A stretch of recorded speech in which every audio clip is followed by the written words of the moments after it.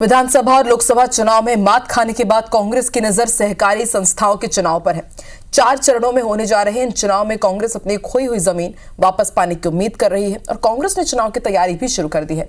सहकारी संस्थाओं से जुड़े 4 बड़े नेताओं की एक समिति बनाई गई है और इस चुनाव में कांग्रेस की आगे क्या रणनीति रहने वाली है, देखिए इस रिपोर्ट में।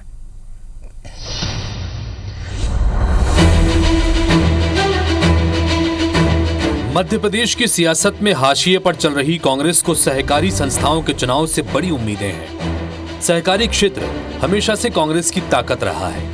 किसी दौर में प्राथमिक से लेकर शीर्ष सहकारी समितियों में कांग्रेस के ही नेता, अध्यक्ष, उपाध्यक्ष और संचालक हुआ करते थे। हालांकि साल 2013 के बाद परिदृश्य बदल गया और भाजपा का अधिकतर समितियों पर कब्जा हो गया। बात अगर मध्य प्रदेश के सहकारिता चुनाव की करें तो 4 चरणों में सहकारी संस्थाओं के चुनाव संपन्न कराए जाएंगे।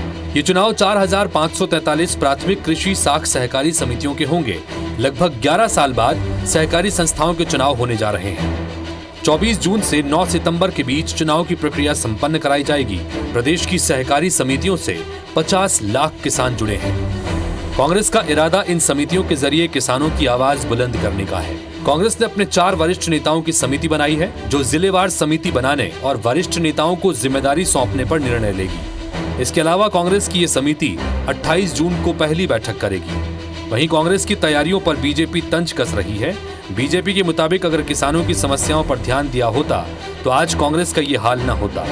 तमाम जो झूठे वादे करके सत्ता में आई है भारतीय जनता पार्टी है वो किसान समझ रहा है और सहकारिता के चुनाव में वो पूरी ताकत से किसान जो है मध्य प्रदेश का वो जवाब देगा। कांग्रेस पार्टी जमीनी स्तर पे पूरी तरह समाप्त हो गई है। ना कांग्रेस के पास कार्यकर्ता बचे हैं और सहकारिता के मामले में कांग्रेस का आंदोलन पूरी तरह समाप्त है। इसीलिए कांग्रेस 15 महीने की अपनी सरकार के दौरान भी सहकारिता के चुनाव नहीं करवा पाई थी।